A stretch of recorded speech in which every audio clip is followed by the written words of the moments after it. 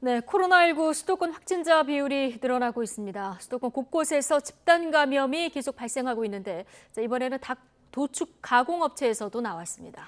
네, 유치원이나 학원, 실내 체육시설 등 다중이용 시설을 중심으로 산발적 감염도 계속되는 상황인데요. 현장 취재기자 연결해서 자세한 내용 들어보겠습니다. 이준엽 기자.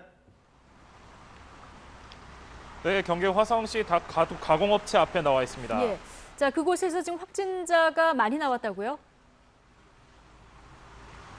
네, 그렇습니다. 이곳에서는 확진자가 지금 집단 감염이 발생한 상황인데요. 제 뒤에 있는 공장으로 확진자가 나온 이후로 외부인 출입을 엄격히 금지하고 있는 상황입니다. 음성 판정을 받은 사람들만 출근하는 방식으로 어제부터 조업을 재개했는데요. 닭을 가득 채운 트럭이 간간히 드나들고 있습니다. 지난달 25일 이곳 직원이 처음으로 확진 판정을 받았습니다. 감기 기운이 있어 검사를 받았는데 백신 2차례 맞아서 무슨 일 없겠지 싶어서 검사 결과가 나오기 전에 출근한 것으로 전해졌습니다. 어제 2명이 추가 확진돼 모두 49명이 양성 반응을 보였습니다. 출근할 때 탈의실을 공동 사용하면서 감염이 확산한 것으로 추정됩니다. 이처럼 직장에서 집단 감염이 잇따르는데요.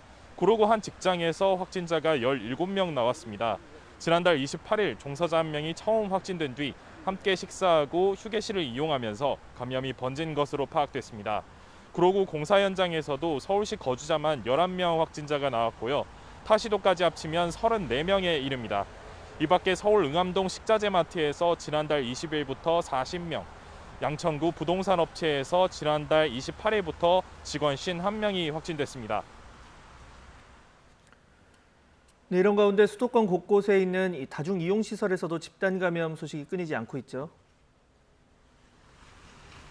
네, 그렇습니다. 지난달 27일 교사가 처음으로 확진된 수원 영통구 유치원에서도 추가 확진자가 나왔는데요. 원생 7명과 가족 3명 등 추가 확진자가 10명에 이르고요. 누적 확진자는 27명입니다. 최초 감염 경로는 조사하고 있습니다. 성남 분당구 영유아 어학원에서는 원아와 접촉자가 1명씩 또 감염됐는데요. 지난달 27일 교사가 처음 확진된 뒤 지금까지 18명 확진자가 나왔습니다. 방역당국은 오는 9일까지 어학원을 폐쇄했습니다. 서울 강남구 학원에서는 새로운 집단 감염이 일어나 어제 하루만 10명이 늘었습니다. 지난달 28일 수강생이 처음으로 확진됐고 지금까지 19명이 양성 반응을 보였습니다. 노래와 춤을 가르치는 곳인데 자연 환기가 어렵고 마스크 착용과 거리 두기가 미흡했던 것으로 조사됐습니다. 지난달 28일 첫 확진자가 나온 서대문구 체육시설 관련해서는 9명이 늘었는데요. 수강생과 종사자를 비롯해 24명이 지금까지 확진됐습니다. 지금까지 경기 화성시 닭 가공업체 앞에서 YTN 이준엽입니다.